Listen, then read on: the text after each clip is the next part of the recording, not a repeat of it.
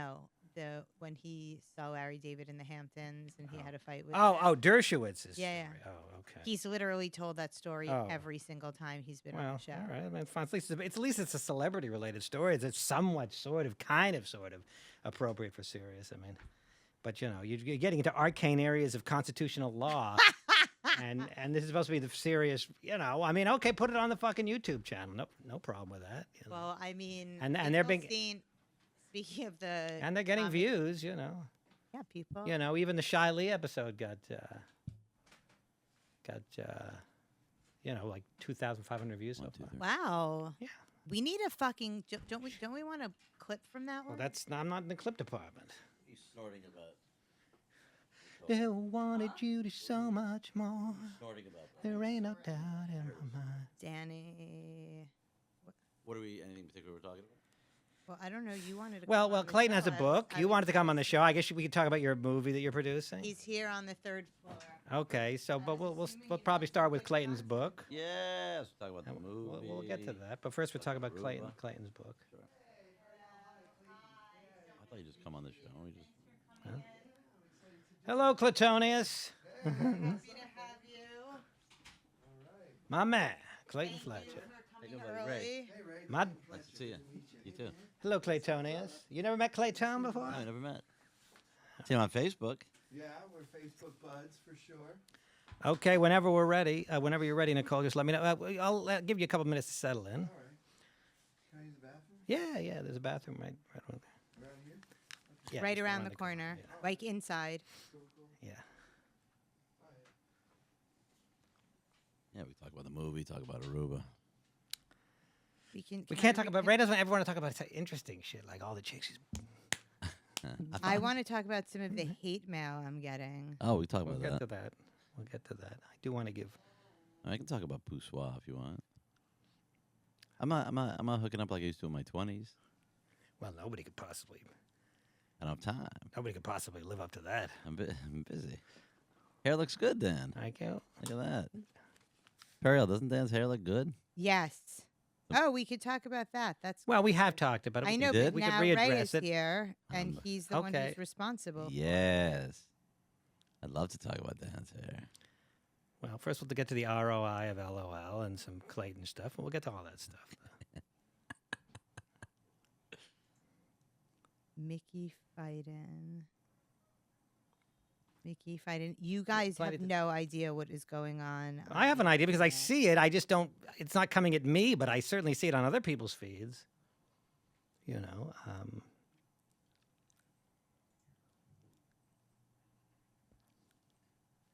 Anything going on with the Florida?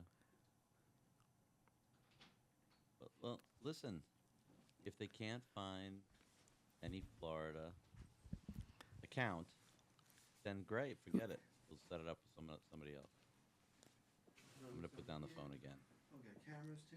Okay. Got water. We're good to go.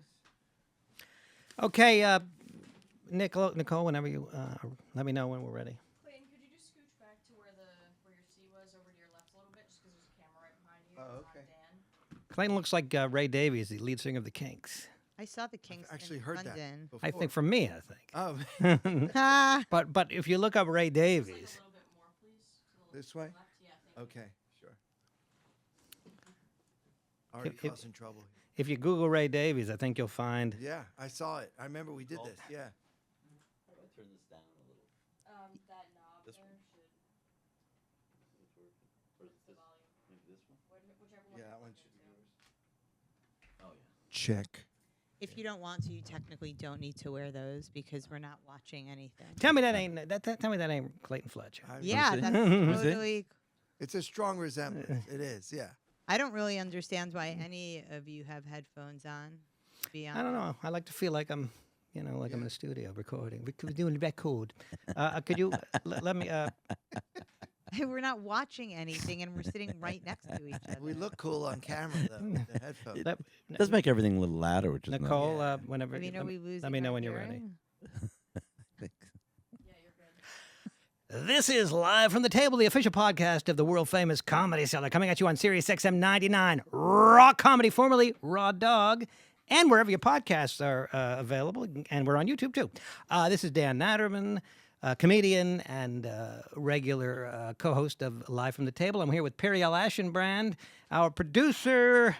Shalom. And again, the word producer is rather ambiguous. It's not ambiguous at all. We've established that numerous times. We also have with us Aruba Ellin, one of our Comedy Cellar MCs, a veteran MC here at the Comedy Cellar. They know him as Aruba Ray because he has a comedy club in Aruba, where I have performed on several occasions. And with us, I think for the first time ever on the podcast, Clayton Fletcher, comedian and professional poker player and author of the new book, The ROI of LOL.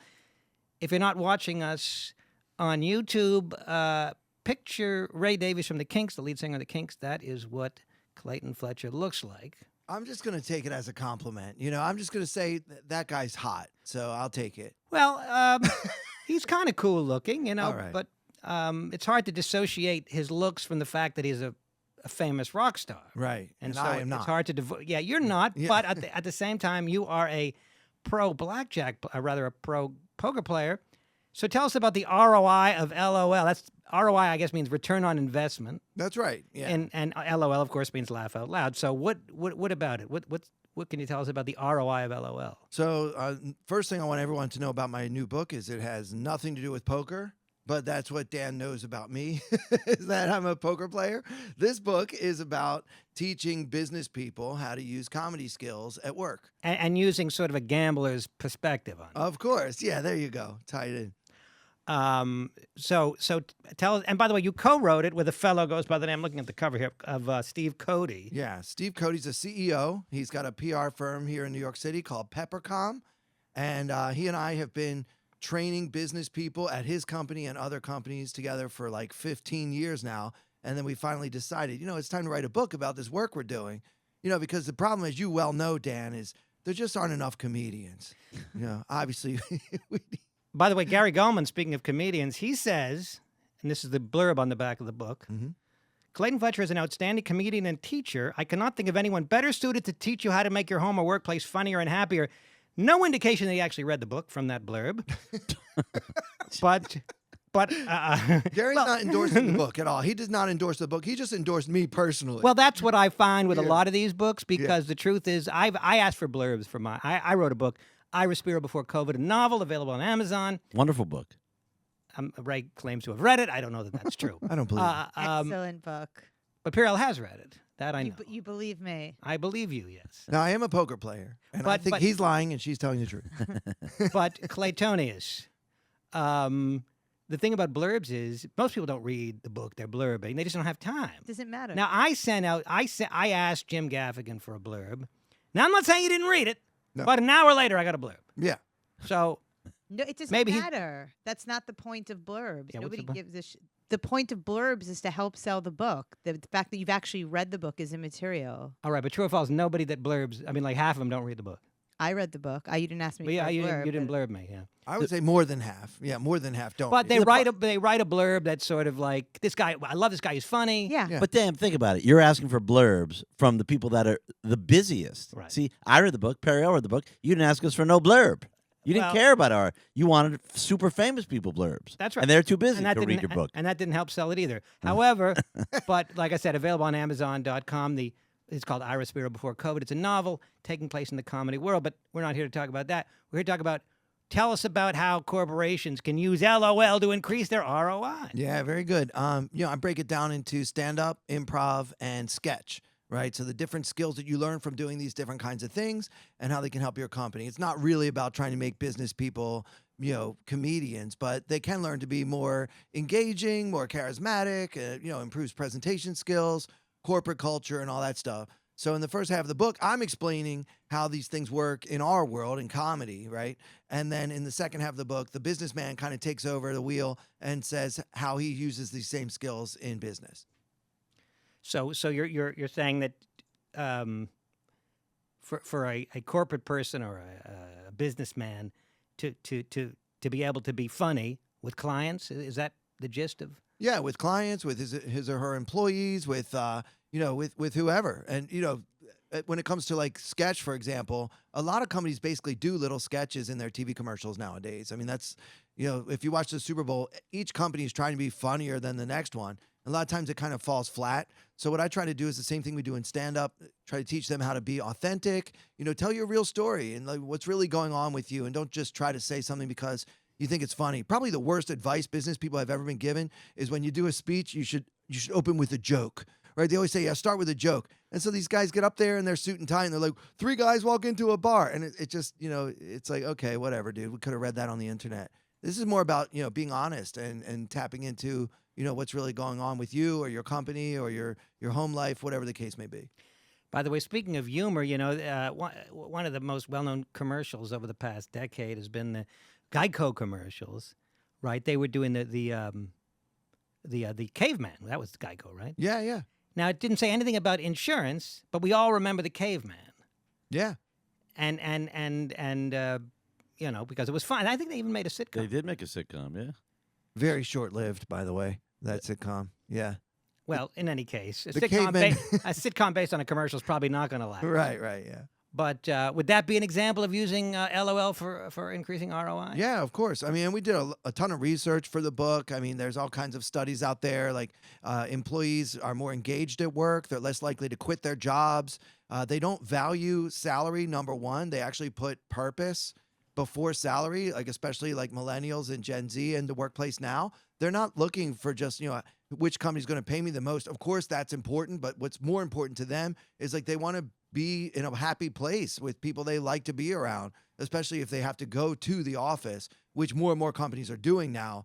Like the whole like work from home 5 days a week thing is starting to fade out. And so now this is even more important as people get back into the physical office. Like, how are we going to bond at work? It's not just like hanging out at the water cooler and talking about, whether the local sports team did well this weekend or not. But it's more about, just really bonding with each other and working together as a unit. Are you doing any workshops?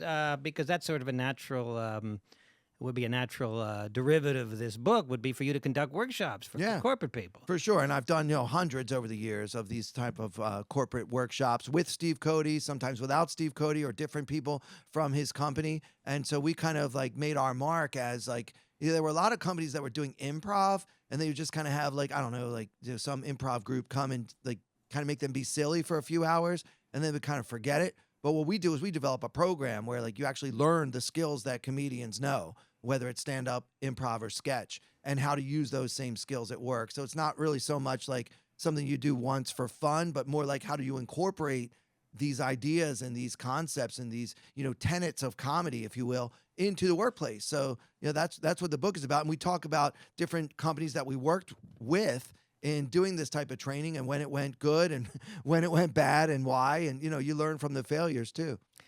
Okay, so the name of the book is The ROI of LOL, available, I guess, anywhere you get your books, which for most people is Amazon, but could be barnesandnoble.com. And you might even go to a bookstore. Yeah, if you're feeling old-fashioned. The reason I wanted to have Ray on with you is because you both share a passion, to move a little bit away from the book, for gambling. Yes. You are a professional poker player. Yeah. Now, you make what percentage of your income? You're a comedian. You do these corporate workshops, but where does the bulk of your income come from? Is it from comedy or from poker? It kind of depends on the year, but if I have a good year in poker, it absolutely dwarfs everything else that I'm doing to make money. For example, in the year 2018, I won like $400,000 playing poker that year. I've never made that much doing stand-up, that's for sure. Yeah. That's awesome. Yeah, but I don't do that every year, but that was a great year. Do you play in the World Series every year? Yeah, in that year, 2018, I actually finished in 28th place in the main event of 8,500 and some players. Yeah. That's awesome. And I've actually been in the top 100 twice now in the 13 or 14 times that I've played the main event. That's really cool. But what's really funny about it is those are the only 2 cashes I have. Like I either bust out early or I go really, really far and almost make the final table. Yeah. Well, do you think you're taking much bigger risks early on? Just you figure, fuck it, let's just go for it early and bust that about. Now Ray Allen's more of a ham and egger poker player. I'm sure he's good, but it doesn't sound like he's quite at I'm your not level. Clayton good. That's impressive.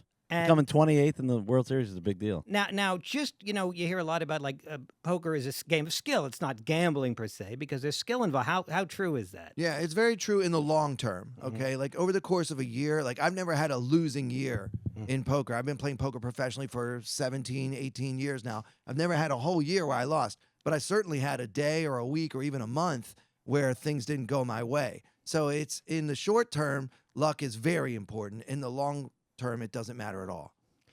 And the base and the skill. What are the skills for what makes a great poker player? Well, number one, you have to understand the mathematics of the game. Nowadays, so many players are using, artificial intelligence and solvers, what we call solvers, where they kind of tell you what the theoretically correct decision is at any given point in a poker hand. So if you don't have that stuff kind of memorized and you haven't done your homework, you're not going to win at the high stakes nowadays. You have no chance at the at the very high stakes where they're playing for literally millions of dollars. It's not going to work.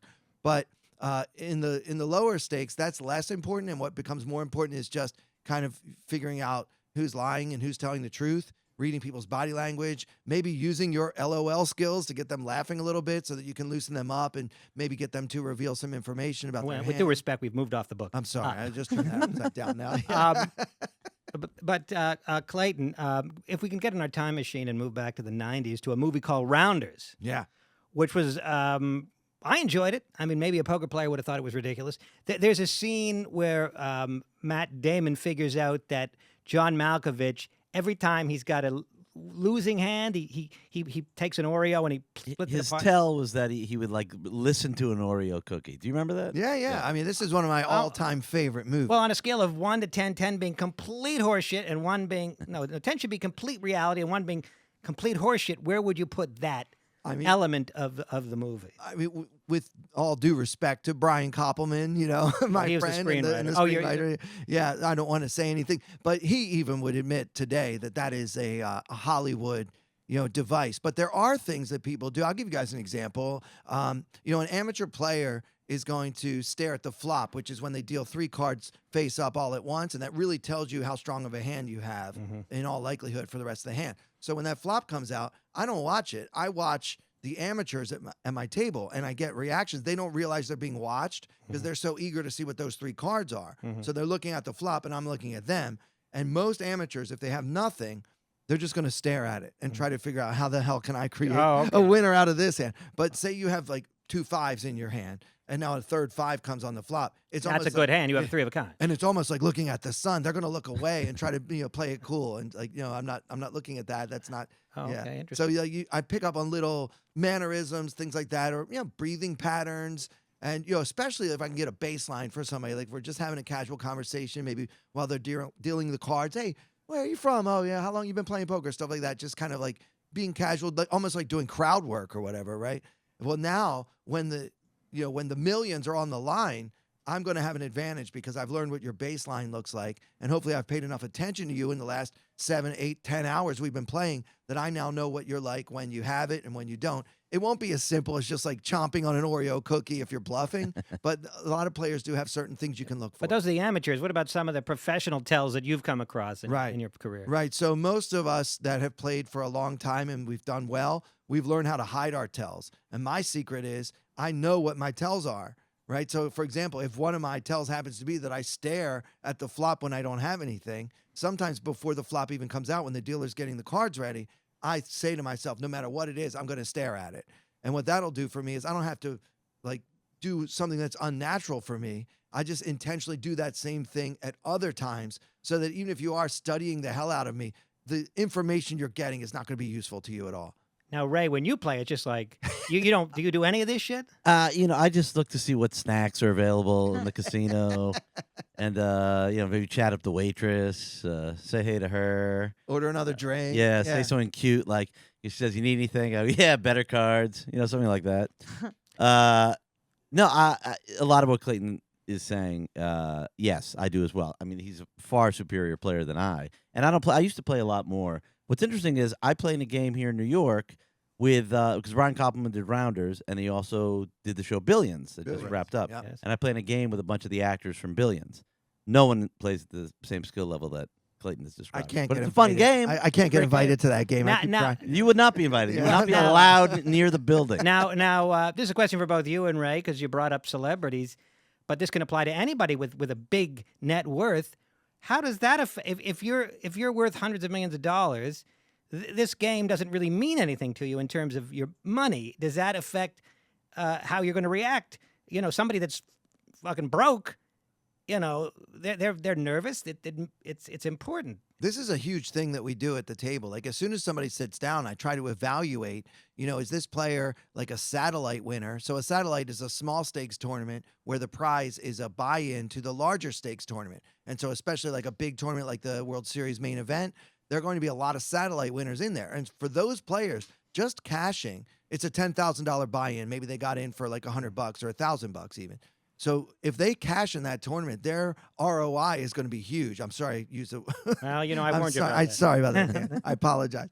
So their return for their whatever their buy-in was is going to be, you know, very significant to them. Like for me, I spend the $10,000 to play. So if I minimum cash, like barely squeak into the money, I'm only going to win like $5,000 profit. But if I had gotten in for $1,000, then the profit will be $14,000. So you kind of try to figure out who the satellite winners are, who the professionals are, who has a large bankroll, and this can come down to, you know, what country they're from, what kind of watch they're wearing. Like you look for any sign that you can possibly find to get an advantage. So somebody that has a real lot of money, that the money's not an issue. How does that affect their psychology? Really, you don't want to bluff that guy. You know, he's so likely to call because he just doesn't care. The money means nothing to him. You know, but somebody that's like really sweating it out, like looking at the clock, like how many more players until we're in the money? I want to get my minimum cash, $15,000. You know, a player like that is way more bluffable because, you know, they're just sweating it out. And you don't feel bad about raping these people. Oh, absolutely. I mean, it's part of the game. You know, you have to take any edge you can because the object of the game is to get all the chips. So there's no room for like sympathy or being, you know, a nice guy. Doesn't always annoy you when I play in game, even a home game. And somebody will win a huge pot, and they'll turn, and they're being sincere, but they go, "Nah, I'm sorry." It's like, shut up, you're not sorry. If you're sorry, give the money Yeah, back. exactly. That happens all the time. Sorry, man. Now, I want to talk about something I've had this argument with Ray. It's not even an argument because he's completely wrong. And We're talking about blackjack. I'm talking about blackjack. Okay. Do you Ray- play blackjack, Clayton? Yeah, I'm familiar with blackjack. Sure. Ray Ellin thinks that if the other player doesn't play correctly, that hurts him.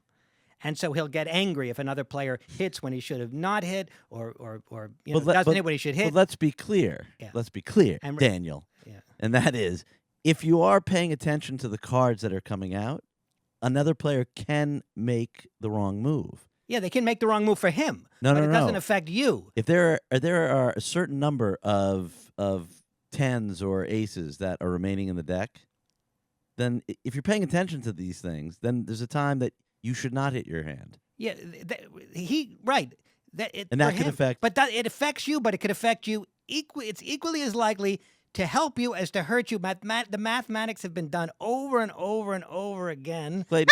Clayton, would you not agree? If you're tracking all the tens and the aces that are coming out of a shoe, Yeah. there's times there's certain hands you shouldn't hit, So and no one should. Yes, hit. but that doesn't mean that it affects you. If the player next to you is hitting when he shouldn't, that could help you or it could hurt you. all right. Let me just No, settle Clayton, this would once you and for all. settle this for I'll this settle guy? this once and for all. I have 2 points to make. Number one, Ray, I would really like to come to Aruba sometime and perform at your club there. Okay. Number two, Dan's absolutely right. You're right, Dan. You're Thank right. you. You know, I don't want to just like, I know he's got a club in Aruba. I don't want to be like, oh yeah, right. He's not if Dan takes a card when he shouldn't, it has just as much of a chance of hurting you as it does of helping you. Except if the decks are still rich full of tens, plush full of tens. Okay, so you're counting cards while you're playing? And if the dealer has, let's say, a 6 showing. Ray, are you counting cards? No. No. Okay. But the dealer has a 6 showing and Dan has a 13. Right. He should stay. He should stand. But if He hits, he takes a 10. But the dealer turns over his hand. Dealer has a 16. That would have been the dealer's 10. And remember, the decks are flush, full of 10s. This is human nature, okay? Are you open to the possibility of being wrong? Sure. Okay. I just no, because maybe like decided Yeah. like this is it and that's it. Right. And But then, like if It's completely the wrong move, though, for a player to hit. That against doesn't six. sound Right. like what the question. That's is, not the though. question. Basic strategy, you don't hit a 13 with a 6 showing. Yeah, ever. Everybody should know that. And when they do that, if it's the 10 the dealer would have gotten, it can upset you. But if they do that and it's a 2 that prevents the dealer from making An dealer 18. from making 18, then that can help you. And these things happen just as frequently. But regardless. statistically, mathematically, Ray is clinging to this like I a know. Trump voter know. clinging to the fact that they think he won the election. Trump Build voters, that are, wall. Trump voters are very good blackjack players. This is why You should be happy to be wrong because it gives you like less to be annoyed about when you're playing blackjack. Well, in that situation, in that scenario, I would be thrilled. Okay, if well, Dan hit and had got a 2, and the dealer then busted with a 26. but even if you don't believe Dan, why you? It sounds like Clayton knows what he's talking. I like about. listening to Clayton talk about poker.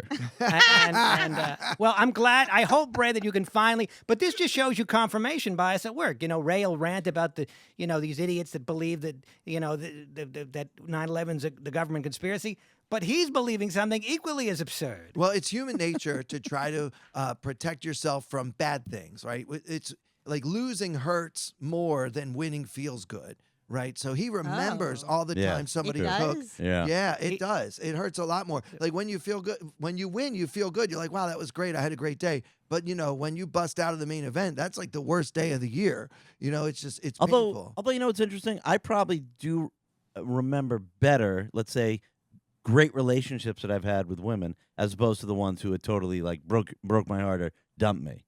So that's the reverse of what we're talking about. Yeah, I guess I never thought about that. But now that But you some mention people me might too. find it more memorable to remember how they got dumped versus when they felt good. I remember a time Ray flipped out on this Italian dude in Aruba. Let's hear the Italian dude. I in didn't Aruba. remember, because he didn't do. I don't either. He came really into the speak middle. English. He came into the middle of he did something Ray didn't like. Yeah. That superstitious Ray. Yeah.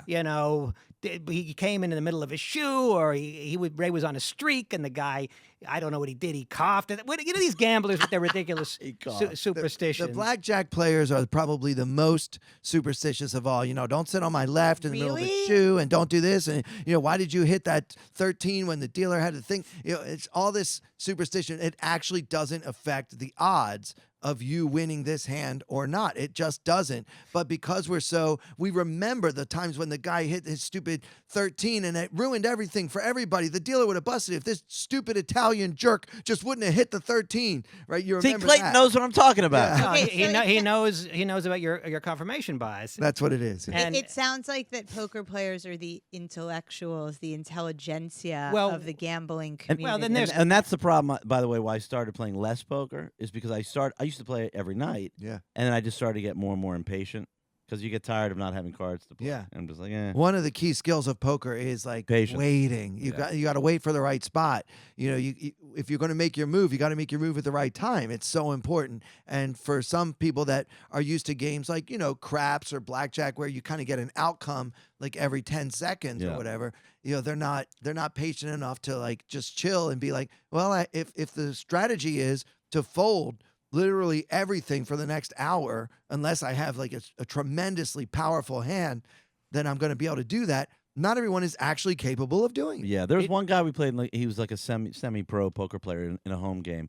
And I'm saying over the course of, we played for 7 hours, he played 3 hands. And it was impressive just to see that. He only Just played to 3 see all hands. that folding. He won yeah. 2 of the 3, yeah. That Yeah. feels like a But bit if much. somebody just It's not a fold- fun night. if To me, somebody it's not fun. But. always folds unless they have an amazing hand, isn't that a tell of sorts? Yeah, for sure. I mean, if you've been paying attention to your opponents, you will notice that one of them is a 93-year-old lady who only plays when she gets dealt pocket aces, which is the best starting hand. And so when she opens for a raise, I mean, I would probably fold my pocket kings in that situation. But, that's an extreme example, obviously. But yeah, if you pay attention to your opponents, you start to get, I sort of take notes in my mind. Like, well, this guy, when he bets really small, he's trying to get us to raise because he's got a really strong hand. Or this guy, like if he says a number before he puts the chips in the middle, like you can either bet the chips or you can say like 500 and then put in 500.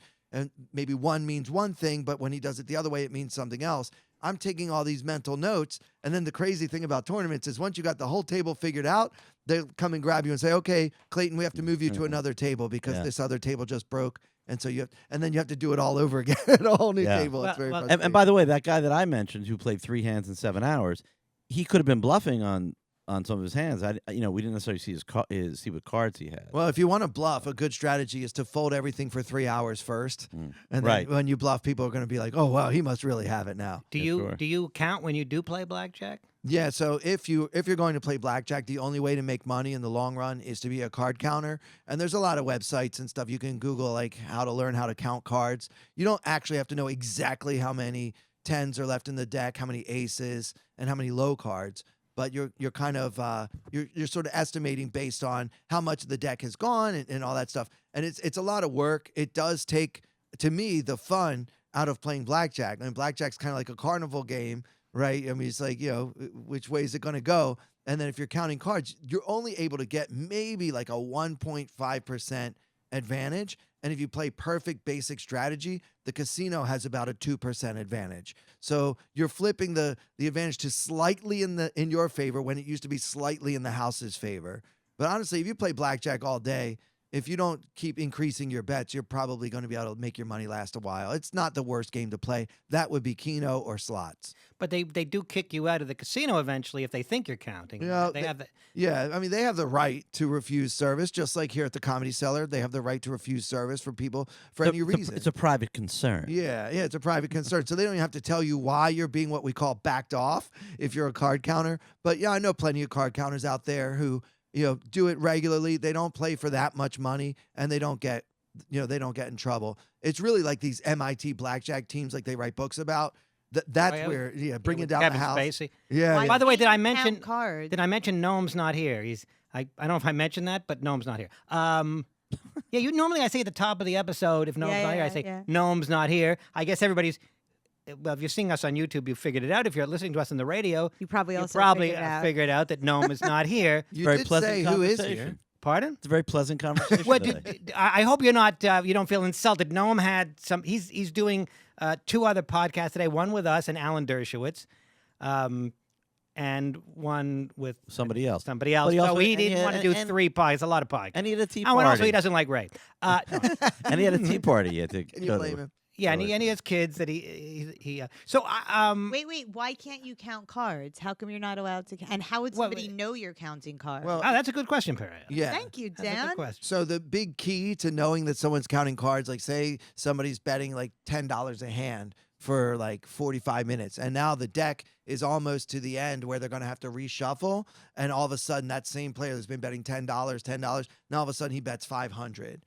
That's an indication. But how do you know he's counting properly? Does the house has to count with him? Right. Otherwise, the house doesn't know whether or not he's counting properly. Yeah, the house has security and surveillance, and they always know the count. So if they see that when the count got good, all of a sudden this player increased his bet by 5,000%, that's a sure sign that something's up. Now, if it just But happens can't you once, just see that the deck is has almost nothing left in it that you wouldn't necessarily have to be counting? right? Well, you can see how many cards are left, but you don't know how many tens, aces, twos, Ten. threes, and fours. Yeah, are let me in learn there. you Yeah. something. Now, in blackjack, the more tens favor the players, the less tens favor the house. That's right. Good, Dan. So if you're counting cards and they've dealt very few tens have come out, you know that there's a relatively high number of tens left.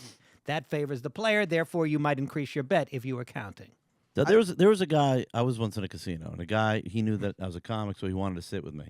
But he said to me, he goes, "Look, I might do some stuff you think is weird. Don't say anything." I said, "Okay." And then So you proceeded to he played. two finger raise asshole. Yeah, I Kind of weird. I Yeah. said it's kind of weird, but I got a nice stack of chips. It's okay.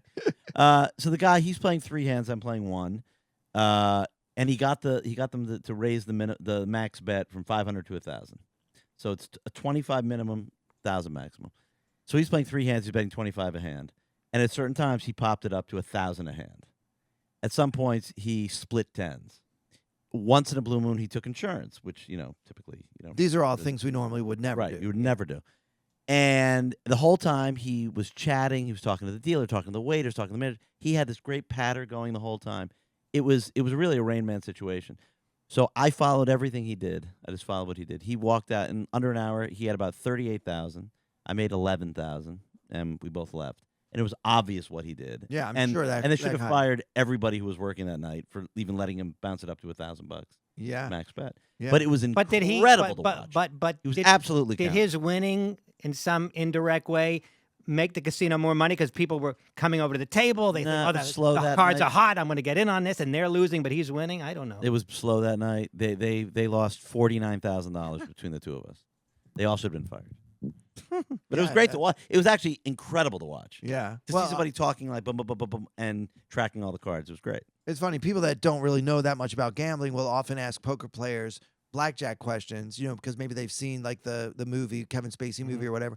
But they're totally different games, of Yeah. course. And the biggest difference is that I don't play against the casino. I play against the other humans, Yeah. in the room. Yeah. And many times we'll know each other. I have a poker podcast. It's called Tournament Poker Edge. And so a lot of people know me from that because, I'm like the comedian who plays poker. Everybody knows that. I mean, as side hustles go, that's the best one I've heard. Yeah, it's great. pretty great. Like, a lot of times my side hustle makes me more than my hustle, But, a lot of times comedians get into trouble after the show, right? Like they do drugs, they drink too much, they cheat on their wives, whatever. All I'm trying to do when the show is over is how far away is the nearest casino, and what kind of game do they have tonight. So it kind of, in a weird way, going to the casino to all hours of the night keeps me off the streets and out of trouble. Sure. Do you still enjoy it, or is it a job? Because you can't just, as you said with blackjack, counting cards takes the fun out of blackjack because you're it's like work. Yeah. Do you find that with poker as well? Because you're paying attention. Who's doing what? Paying attention to everybody's tell. This is a lot of work. Yeah. Does that take all the fun out of it? I mean, in a sense, it should, but it just doesn't, Dan. Because for me, like it's like comedy. Like I've never gotten tired. I've been doing comedy for 22 years. I've never gotten tired of doing comedy. It is, in one way, it's the same every night. But the more you learn about comedy, the more fun it is to do each and every night. So because I keep learning more and more about poker, I look forward to playing and applying the new skills that I'm acquiring. So. Also, that's part of the game. Like if you're a great tennis player, you're going to work on your backhand, right? So if you're a really good poker player, you're picking up tells and you're increasing your skill. Right, but to stay with the tennis analogy, a game just hitting the ball with a friend might be a lot more fun than playing at the U.S. Open, where it's your job. Well, but if you have a certain skill level of tennis, like just say you and I are just hitting it back and forth a little bit, but let's say we both are really good, and so that's more fun for us to tap into our great skills. So he's tapping into his skills because not everybody can do the math, and not everybody can read people. Yeah, I love the game. I love the game. I will always love the game. I probably never quit comedy or poker for the rest of my life because I just love them both so much. Well, It's interesting. There was time, and you've done this with me in Aruba, but there's when we're in Aruba and hanging out with a bunch of comics, and there's certain weeks where just for whatever reason with travel days, you have a lot of comics there at one time. Typically, it's me plus two people, but there's a lot of people, so we'd all like kind of took over a blackjack table, and a lot of people didn't really know how to play. But I remember it was like I don't remember exactly. It was Adrian Appalucci and I think Leonard Oots and Nimesh Patel, Pete Lee maybe. And it was really fun, but they would just say, hey, what do I do? And I would just kind of tell them the right move. Except Leonard Oots, the dealer had a 6, Leonard has a 17. That is a no-brainer. That's a stand. Yeah. But Leonard's like he's kind of looking the dealer up and down. He's like, what do you? If I hit, what are you going to give me? And Gary Vitor's like, Leonard, stay, just stay. Leonard hits, he gets a 4, so now he has a 21, which is the best hand. And everybody's like, what the fuck are you doing? Well, the luck of the Utes. Yeah, luck of the youth. And then, of course, the dealer turns over his hand. The 4 would have, 4 would have given him, it would have been a 13, then a bust. So Leonard won, and everybody else got fucked at the table. But he didn't seem to. Greeter was every livid. blackjack story ever. This is how they all go because it's like if he wouldn't But have you're done that, saying then I would have he done this. remembers those. Yeah. But- Sure. So But also Leonard Oots. what did you do with entertaining. what did you do with the 400K? Yeah, so I blew it all playing poker. No, I'm just kidding. Yeah, no, I still have a lot of that money, and it's in my bankroll now. I took some of it and invested in my, in my career and in my life and everything. But yeah, I kept, a good 50% of it as it kind of became my new bankroll, and so then I can play higher and hopefully win more money and maybe get. Well, to speaking of the, investments, and this is my deft and agile way to shift the focus of the conversation. Ray has an investment opportunity that you cannot afford to ignore. Okay. Ray is producing a movie, and as we all know, there's no better investment than an independent movie. Of course, everyone knows that. Yeah. Everybody knows that. Forget gold. No, Forget stocks. Bitcoin, forget it. Forget it all. Independent films. Sure. Ray is a big producer. Ray wears many hats. He's literally got a Aruba Ray hat on now, but he's also a comic. He's a producer. Ray, tell us about the movie that you're producing. Just to go back a little, yes, it can be risky, but I produced and directed the movie Latin Legends of Comedy several years ago, and I put it all on credit cards, and that did well. Like, it made some money. Like, I sold it to 20th Century Fox, and I was very It's a fortunate. stand-up to do comedy so. movie, Stand-up in the comedy. vein of the Kings of Comedy. Kings of The Comedy. same thing. The three Latin. Same thing, except with Latin comedy. Anyway, but tell us about So there was the that. current project. The if current you project please. is called Misfits. So my friend Gibson Fraser, who you've met before, Gibson, we've collaborated on. He's a terrific actor. He made a movie called Man of the Century, which was it won the audience award at Slam Dance when that came out.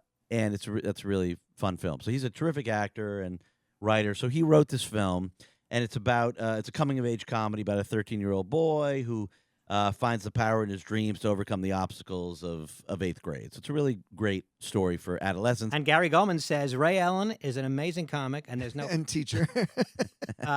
Anyhow, go ahead. So it's really I thought the story was really good, and I really liked the script a lot. So we were trying to raise money, and that could be very tedious. And finally, and this is going on for a couple of years, sort of half-assed, but it was going on, and also during the pandemic. Finally, I said to Gibson, I said, "Look, let's just pick a date. Let's just pick a shoot date, and let's do it." He wanted to film at the school he went to in Pennsylvania, and they were sort of like, they were cool with it, but we just need to lock in a date. I said, let's set it all up, let's get the crew, and we'll figure out the money. But you got Clayton here. You still need some money to finish the film. I'm putting you and Clayton together because I know this is gonna that he's gonna be more than thrilled. Well, you're a great matchmaker. So the film we shot already most of the movie. We have 2 days left to shoot, and the cast is great. By the way, Anthony Rapp is in it. He was the original cast of Rent. He's a poker player too. Yeah, that's Yeah. how we met. Oh, we no met way. See playing- that? We met. Poker's the new golf. This is how people become friends. It really is. We met. I was doing stand up in Louisville, and Anthony was singing, and he looked familiar. I didn't know how I knew him. I thought he was a comic. He goes, "No, I'm in this show called Rent," and I didn't really know what that was either at the time. Right. And it's huge. Like like people in the theater world go nuts when they meet him. Like it's Anyway, how much you need to finish this movie, Ray? So Dan's making a deal here. so we have like two more shoot days. We really need like altogether 50,000 more, but and we have people who've already kind of pledged money. So You don't want to invest in it, Dan? No, I don't because Dan's not a big. He's not a big risk taker. well, I just don't know that indie films. I was being sarcastic before that It's a risk. It's but a risk. It's absolutely a risk. Here's why I feel okay with this risk, and obviously I put up some of my own money into the film. Well, you're the of course. producer. Yeah. A producer. So What does that mean again? if you're In this case, it means Ray wrote a check Okay. or a Venmo or whatever. However he did. well, you're also facilitating the production of the movie as well. But what's interesting is that I feel good based on the budget of the film and the subject matter and the people I'm working with. I feel confident that it'll be a great movie, and I think financially it'll reap some. Clayton, any rewards. thoughts? Any thoughts? You heard the pitch? I mean, it's a solid pitch. Send me a prospectus. I'll have my venture capitalist friends take a look at it. Maybe we'll, strike a deal. I could get. And also the other thing that's interesting is so I have a buddy of mine who's a lawyer, and he just kind of loves showbiz, and he's like, oh great, yeah, I'm in for 15 grand. I'm like, okay, great. And then you have other people that are like, nah, I would never do that, but they bought a racehorse. Like they're into Right. that. That's a much better investment, right? I mean- Well, if it's a good horse. Well, I mean, look how the odds of you picking a horse that's ever going to make any money. I mean, almost all racehorses lose. I think. Well, what if this is a really fast horse? I'm sure it is, but I'm The getting. horse could break a leg. You need a good trainer. It needs to be taken care. You're not taking care of the horse. You're Things just go buying the south. horse. Yeah. Horses are expensive. Hardly any of them make money. If I had to choose to put 50,000 into a horse or to an independent film about a 13-year-old boy, we're going to 8th grade right away. Or a movie Ray, about buying horses. What's that? So were I to put in 10,000, what would that would get me a percentage of the profits, obviously. Sure. But are You there get any starlets that I could bed? Well, Dan, Isn't that most the whole of point most of- isn't most that the- of the cast is under 18, so you might want to retract. Well, you said most of the cast. most of the cast. Well, So you're saying there's a chance? I believe that Marissa Ryan is married. I don't know any. She's I a don't great know her. actress. Yeah. Are you in the film? This is a very tiny role. because I thought Tiny. I heard a movie about middle school. And Uh-huh. I thought Periel, and I thought creepy gym teacher, right? Ah, I mean, it leaps to absolutely. mind. Damn. Yeah. I'm not Mr. Morales. He posted it. I posted that on Facebook, and he deleted it. Really? Did I delete it? Yeah, I can't find it. That's true. I don't think I deleted it. You can't That's weird. delete your post. No, I'm saying he posted about the movie, and I said, You "Hey, made that comment? Oh. Ray should play the creepy gym teacher." And then I went back, and I didn't see my comment. That's weird. I didn't delete it. I didn't even read it. Okay, Yeah, that was actually. you don't have to read it. I'm telling you right now. I want to go read it. You know, you- Facebook has really ruined the high school reunion. Dan. Yes, thank you. Is it take place in the what decade does it take place? Is it an '80s thing? A little retro? Present day. Oh, present We day. did get permission from the estate of David Bowie to, because Gibson, the director, is a huge Bowie fan, as am I, but he's like crazy Bowie fan. And we're allowed to use some of the music, and we can use some of David Bowie imagery in like the kids' room, which is actually pretty cool. I mean, That is cool. It's neat. So the total budget is how much? Like $250, which is nothing for a Okay. film.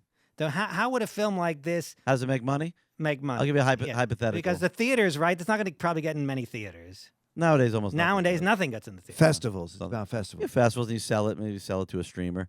But you maybe do a very limited release in the theater, so it's eligible to win awards and all that stuff, and creates more buzz and with Or PR. they throw it on Netflix. Does Netflix pay for shit, or how do? Sometimes. You know. I was just talking to a comic the other day, and he said, he gave his special to Netflix for next to nothing. He just wants it to be on Netflix, but they can also pick and choose whether they want something from a comic, right?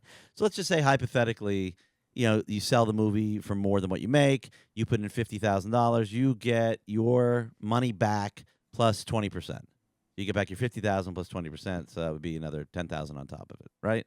So once everybody has recouped what they put in, then there's a pool of money that you then will split based on what your investment was, for whatever additional profits are. So the movie you sold for $1 million, the budget was $250. Okay, great. Everybody gets back their first money plus 20%, and then that remaining pool gets split up accordingly. So it's pretty straightforward. Just the question is, can you sell the movie? Well, I feel good about this. I don't know that market. Yeah. What's it called? Misfit. Misfit. Yeah. That's actually the name of Gary. I mean, that's Gary Goldman's new book, right? Gary Goldman's new book, It's Misfit. Misfit. The reason he didn't read my book, the only was reason. too busy He was writing so his own- busy writing and promoting his own book. Gary Goldman's new book? Yeah, it's not that new anymore, but it's a memoir. It's not a novel. Was it really called Misfit? Yeah. I It's didn't know about that. growing up as a misfit No kidding. in Boston. I did not know that. You know that Gary he could never fit in. Yeah. Yeah. I didn't know Well, that. I had no clue. yeah, it is. So, Gibson named the movie. okay. I like the title. Well, I'd have to read the script first, of Sure. course. But We're basically done. I'm not Oh. terrible. If I was worried about raising the rest of the money, it'd be a problem because we still have just 2 more days of shooting. But we've been edited, did a rough cut of all the other footage, and it looks good. No, Dan knows that. He just wanted to put me in an awkward position. That's what he likes to do. well, If Noam was here, it would have been really awkward. Extra awkward. Yeah. well, no one would not put money into a film. I can't No, imagine. probably not. No. He's a smart businessman, for sure. So Aruba Ray, they call him Aruba Ray, as I said, because he is in Aruba. Yeah, we're kicking off the next season, November 28th to April 4th. 36 different comedians. Everyone's terrific. Everybody has real credits. Everybody's very, very funny. All different types of comics, And I'm eager to get down there and get out of the cold and get down to Aruba. ArubaComedy.com if anybody's going to be in the greater Aruba neighborhood. And you're coming. You're performing. I'll there. be there. December. Yes, I'm there. December, I think. right before Christmas. Third, I'll be, third right- week of December. Dan will be there. I'll be there right before. You've been there, I think, 9 or 10 times now. I think I'm over 10 times. And you enjoy it. They That's- call Dan Hot Tub Dan. I spent a lot of time in the hot tub. Yeah. Um, And Dan got very mad at me once. We got into a hot tub, and it was really enjoyable. And I go, Hot Tub Ray, that sounds actually pretty good, Hot Tub Ray. And he really got mad. He goes, nah, you're not. Yeah. No, you're Aruba Ray. I'm That's Hot Tub his Dan. name. Yeah, I'll tell you what. You want to be Hot Tub Ray? I'm Aruba Dan. He well, I got wasn't so mad. legitimately angry, but He was steaming in the hot tub. Clayton, what? Now Clayton. I know as long as we're making people feel awkward, Clayton has of course expressed interest in coming down. I give him my wholehearted endorsement. And as you can see, he's a great guy. He's fun to hang out It's with. a lot of Good- fun to good hang out. hang. Not to sound like a jerk at all. We've never worked together. I don't know anything about your act at all, and not to be rude, because there's a lot of comics I've never seen. So that'd be step number 1. All right. Well, this has been step number 1. Because Ray, when booking Aruba, because it's I agonize over it. well, when booking Aruba, it's not just about can you kill in Aruba, which is basically like a Vegas-y kind of, Yeah, mixed crowd. Yeah. crowd. You got to kind of be clean. Feels more like a road gig. Yeah, a little cleanish. Cleanish. Yeah. Can't be. It's not like the Cellar where you could talk about abortion and No. and Not too and edgy in racism. Aruba when people are on vacation. You got to keep it right down the No, middle. no politics. But also Ray, he's going to hang. You're going to be there with him, so he needs to know that you're somebody he doesn't mind hanging out with. That's an element, right? What percentage of an element is that in your booking decision? It used to be a huge element. It used to be a big chunk of it. That was like 90% of it. And then once the 90% was- is whether or not you wanted to hang out. well, 100% you had to kill, okay. and then 90% Beyond as that, well. yeah, beyond that. Okay. Beyond that, yeah, do I also want to hang? Because I was booking so few comedians. It was like the same 2 or 4 people all the time. And then once the club sort of grew and grew and it started being a lot more people, needing to hang out with people becomes less important because A, I have a lot of stuff to do during the day. I'm not always available. And B, it's like anything. Like we all work with people that we don't necessarily love, but we're coworkers. So I might have somebody come down that like I'm not crazy about, but I generally would like to bring people that also like as people. It's just much more enjoyable. We'll have fun. We'll do some comedy, and then I can argue with you about blackjack. About blackjack, Yeah, sure. Plenty that'd of be awesome. casinos in Aruba. It'd be The fun. nightlife is eating and drinking and Gambling. casinos, Yeah. and then of course Aruba raised comedy. The number one nightlife activity in Aruba is the comedy club, Of course it is. according to TripAdvisor. That's pretty good. What else do they got going on at night in Aruba? Nothing. Well, Dan, are you into attractive women? Are you suggesting the working girls? No, I wasn't meant that. I didn't even mean that. Yes, Dan is yes, prostitution is legal in Aruba. it is. Why Yeah. aren't we talking about that? Well, we can, but Dan, just to be clear, I was talking about going to a place called like Moomba. It's Okay. like a bar dance club, or the Mill. It's like a bar dance club, or a bar just to hang out and maybe talk to a woman. All right. Maybe someone. Oh, I thought you meant some of the working girls. No, Well, well, where are the working girls? so there's a red light district, sort of. Let the river run. It's like it's part of the Dutch kingdom, so there's like a red light. Hey, that was a good reference. Anybody? Yeah, I know That was I got pretty it. good. That sounds fun. Yeah, would you want to go down to the red light district just to kind of hang and?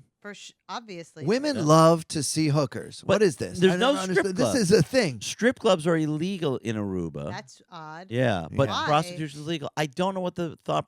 My thought was originally maybe the Dutch really want you to get your money's worth, but I'm not really sure what it's about. But it's a very interesting scene, and it's mostly women from Colombia and Venezuela who Not that's bad. fairly close to Aruba. And then you also can, because some comedians have done this, I'm sure, Oh, I'm sure. have had. Present company included. I'm not saying anything. Not I. But you could get have somebody come to your hotel room. Now you go to the red light district, it's a lot less pricey if you go down the So red light here's the district. thing. but- I'm always interested in places where prostitution is Hmm. legal because I think that prostitution should be legal. Mhm. I think the girls are in a much better and safer. They get tested every week for STDs. Mm. They have to have a permit, like an actual work permit, to come to Aruba. It's 3 months max. What do you mean 3 months, Matt? They can come for 3 months to work, and then they have to leave the island if they're coming from another country. Oh wow! And so, can they ever come back? Or Yeah, they they only can come back. once? There's some sort of waiting period, I think. The reason I know this is because there's a guy who's actually American who, for lack of a better word, is a pimp, and that's a legal business there in Aruba. He has whatever papers you need. And I was walking with Lenny Marcus down the street at night, and all of a sudden I hear Fresh fish. Yeah, ow, it's great. You like fresh fish? Okay. So we're walking. He's walking. Somebody's walking behind us, and all of a sudden we hear. I go, "Hey!" He has a Boston accent. This guy, and he goes, "Hey guys, you looking for a good time?" And Lenny was like, what the who's behind? And I turned and I recognized the guy, this who will get you women if you want. And I turned and go, "Hey Rob, no, neither of us are into that. But anyway, this is Lenny, and I introduced him, whatever." But what was the point? The point was Not sure. I don't know what the point was. The point is, it is Safe. an organized business, and yes, to your point, I think the women are much safer and healthier. It's a cleaner, safer, healthier thing. And I know about this just because I met that guy. That's what it was. Oh, you know what's funny? The pimp. He came in this pimp. He comes into the casino. I'm playing 2-5 at one of the casinos. That's And- poker. Poker. And he walks in, and I see him. He kind of waves me. I go, hey, how you doing? And he starts talking about and just how the show's going and blah, blah, blah, blah. I go, great, man. Good. Nice to see you. He walks away, and then he yells across the casino, hey, Ray, buddy, don't forget, half price on pussy. And I'm like, Well, thank you for just giving me the title of this episode. half price on pussy. It was so embarrassing. What now? Is this guy like a super shady character, like one would imagine? He less shady than you would imagine, but I wouldn't give him the keys to my house while I'm away from But what I want to know is why is he telling Ray half price on pussy unless he has reason to believe that this would be of interest to her? Well, he likes it like, oh, hey, you're Ray. And also to help kind of advertise his wares to everybody else in the casino by yelling that. Well, way. Clayton wouldn't be interested in any of that because I believe Clayton is a family man. of good That's sta- right. Are you good married? standing. That's right. Yeah, I have a wife and a daughter. Oh, nice. Yeah. How old's your daughter? She's going to be 8. I'm in not sure I like the January. tone of that question, Aruba. What are you talking about? How old's your daughter? Is she a When newborn? Aruba If she's a Ray newborn, asked how old's your daughter, Dan. I If it's a newborn, I would have said, oh, congratulations. If she's 18, I would have said, oh, I should talk to Dan. now is your wife a comic? Oh, no. She Because doesn't. There's she a lot of that going around, comic on comic. Yeah, no. Why did that go Comic on down? comic. I never did that. The female Love. comedians were never attracted to me. I never did well with female comedians. I had to find women from the private sector. That was The always my problem. civilians? Yeah, civilians. Yeah. So what kind of work is she? Does she? She's a fashion designer. Okay, Oh, well, that's cool. Yeah. but that's so creative. Men's, Yeah, for men's sure. or women's? She does both. Yeah, she's in hosiery. Yeah, That's cool. I actually have a pair of socks that she designed on right now. Cool. They are black and they have white skulls on them. Oh yeah. wow. Yeah, skulls are big right now this season. Yeah, you got your Oh. skulls on your. You're Skull very much in leggings. fashion right now, Periel. I did not know that men's socks were also referred to as hosiery. Yeah, I Yeah. thought hosiery meant pantyhose. No, Yeah, me it's too. all hosiery. Oh, Yeah. I didn't know We're that. learning a Men, lot. in the women, business. children, Okay, yeah. in the business. Yeah, she would be horrified to know I'm talking about her on the radio. By the way, Well, you're not- She's the most private person in Well, the we're world. saying very little Yeah, about yeah. her. Well, where'd you meet her? Now, She doesn't play poker. did you meet her in the comedy world? I met my wife at the Duplex. So Now you that- did. Were so you you performing? That's did a meet gay her. bar. That's Yeah, I a know gay where- bar on yeah. Christopher Street. I'm Were the you- only guy who meets his wife in a gay Were bar. you performing or sucking They have somebody it- off? Well, Can it be both? Why Yeah. can't that be one of the Another other? performance of sorts. Yeah, The- exactly. but the upstairs, there's Yeah. a theater. So I used Yeah. to perform there years ago. Like That's where I was. I did an open mic. Used to do open mics there every Friday with Yeah, yeah. Amelia David. Yeah, I don't know yeah. if you know Amelia yeah. David. Yeah, sure, I know Amelia. Yeah. So you pay like $5 for a drink or whatever. Yeah, and then you- and in exchange for that, you'd get to go on stage for like 3 minutes. That's right. So I used to do that every Friday night. But Yeah. that was in the 90s. Yeah, yeah. So I don't know if you weren't around then. No, I started in 2001. Yeah. Okay, so Yeah. so you were doing a show. Upstairs. Yeah, yeah. and- She was in the audience. She was in the audience. She had come to see a friend of hers. Yeah, okay. And I saw her when I was on stage, and I approached her after the show, and I said, "So, what'd you think of my comedy? Like Mr. Smooth, right?" And she's like, you were all right. It wasn't that great." And I was hooked, because as comedians, like we seek that approval. You know what I mean? So I was like, I gotta, meet this girl. She was about to leave. I was like, you gotta give me your phone number. Turned out we lived in the same neighborhood, and yeah, I mean, this is many, many years now. That's cool. Yeah. That's awesome. Did you ever date a comic, female comic? Date? No, not date. Hook up?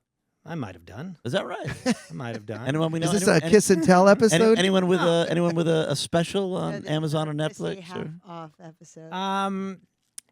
No, they never went anywhere in the business. Hmm. The ones that I'm, Were they newer comic? Were they sort of open micers that you preyed upon? That sounds right. Mm-hmm. newer, just like, hey, look, just like the captain of the football team, I mean, Yeah. Now the football team gets what? was after the cheerleaders Gets, or oh, something. gets cheerleader. I thought you meant he gets the rookie kicker. no, well, Okay. that could happen, but I haven't, not in a long time. Yeah. Uh, Me neither. I dated. Well, she's made it very public now. But years ago, Lynn Coplitz and I dated. Oh yeah. She was on stage the other night. I was hosting a show here at the Cellar, and she did a set. And at the end of her set, when I walked over, she took the mic back from my hand, and on stage she said, "He goes, I just want everyone here to know, Ray and I used to go out for a long time. We used to sleep together, and I've been with a lot of guys, and Ray is definitely in the top 3 in bed that I've been with."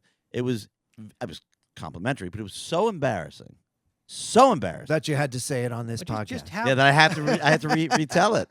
How great I was And in the it's so sack, embarrassing. according I to hate Lady it. Well, Doppler. she didn't say you were great. She said you were of the people she's been with. Right. You Of were which good. there are many, Dan. You know. Many, Yeah, many. she could have That been with a lot doesn't- of very geriatric men. She doesn't mean you're great. It means among that pool. Correct, among that pool. Yes. But there's a good sizable pool from what That's she like said. saying I was the best football player at the yeshiva. Or at the conservatory. I'll tell you, the first time I saw Lynn Coplitz was at the comic strip, and she walked in, and I was just, I was just breathtaking. Stunner. Yeah. Stunning. Absolute stunner. Yeah. She- Well, they're looked certainly like- attractive comedians. She looked like Cindy Crawford, and she had a little scar on her chin. Tony Woods, very funny comic, Tony Woods, he called her gangster Cindy Crawford because of her scar. She did look a bit like Cindy Crawford, but there are certainly a lot of attractive comedians. You know, our very own Periel Aschenbrand is a comedian, and not without her charms. Well, thank you. Very good-looking comedian. Appreciate that. Hope that doesn't sound She's a creepy. newer- I hope that now. Does that sound creepy when I say yes? Periel is Anything a out very. of your mouth sounds creepy. Now, She's a very good-looking comedian. Is that you're not offended by that? No, I'm not It's a offended. compliment. Yeah. but you are a newer comedian. Yes. That's fair to say. Yeah. But anyways, Dan, your hair looks unbelievable. Speaking of good-looking, All right, I comedians- guess we'll end on that. Speaking We'll end of- on that. We have. We'll We're end. almost out of time. We'll I end pro- on that, but Ray recently gave me a birthday present. It was just my birthday in October. He didn't frame it as a birthday present. did but, not. But I'll consider Is it a this birthday present. so crazy, by the way. I've been resisting. Well, we've talked about it. I've been resisting coloring my hair. I was going quite gray. Very gray. Grayer than I even realized because I saw a cartoon version of me and it looked like fucking, it was like We did this completely- great animation. It was hysterical. And I sent Dan the clip and I was like, what do you think? And he goes, my hair's not that gray. Why is my hair so gray? And I'm yeah. like, that is not the takeaway here. But well, you that was my takeaway. right. But I But it said was to Dan exceedingly months ago. gray. I think said, more "Dude, gray in that cartoon than it is in reality. Be that as it It was may, really gray. It was gray, and Ray said, "You gotta color your hair. You look much better." Whatever. And he I was said, reluctant. I said, "I'll pay for so it." Ray volunteered to pay for it. So this is the result. What I a sat guy. there. I sat there while Dan's in the chair, and I sat next to him. Hilarious. I didn't realize that you went. You guys had Oh, like I a did. spa day? Like Well, No, it's it's a hair a coloring A day. salon. I just And I was the only one getting my hair colored. Yeah. So this is it. How did you guys not tape any? That is so I cute. do have a little video of Oh, Dan yeah. getting his hair colored. And he's kind of looking at the thing, and the guy George is saying, "Dan, don't worry, it's going to be beautiful. Don't worry." Well, anyway, Gay Clayton, guy? what do you? sorry? Did you? Is he gay? Yeah, of course. yeah. he's gay. What did you think, Clayton? Did you notice? You who notice everything because that's your job as a poker player. Yeah, I did notice your hair looks darker and, just more, it looks very natural. totally natural. I was never going to say anything. I think it's rude to say to a man, hey, I see you colored your hair. Now that didn't stop Keith Robinson. Well, very few things can stop you Keith got a Robinson. dodge Yeah. Yeah, you look good, Dan. I like it. Thank you, That's Clayton. very, very natural. And you were nervous about it at first. Now I has was gotten only it nervous touched up? because it was. Pardon? Sorry, go ahead. I was only nervous because it had gotten so gray that I knew everybody would notice. It was a striking difference. Had I started this a couple of years ago when I was less gray, and then it might not have been as noticeable. But And I you was, know how it would It'd be make like it if Dan- less it- noticeable is if Dan didn't talk about it on the air. well, then I mean, no one, it- which is fine. but whatever. No, But- that's not true because Clayton said he noticed. I mean, I think it's better to talk about than to notice and Sure. not say anything. But if somebody met Dan for the first time, a new fan of Dan's performing in Yeah, Idaho, in Iowa or whatever, well, I'm they never wouldn't in, know. Never in Iowa. They- But okay. you get the point. have you done it? I did again do Idaho since? recently, and I bombed. She wants to know: did you touch it up since? Have you? Have you- Not since. No, it's been. It's lasted. It was October 20th. It was like the 19th. It was almost my birthday. Yeah. So it's been. We're going on a month, and Wow. it's holding steady. I'll say. So. A lot of times when I listen to this podcast, everybody's talking about politics. I'm glad we're talking about Dan's hair. Yes. Well, it's it's when better Noam's topic. here. We talk. Well, Yeah, when yeah. Noam is here, we talk.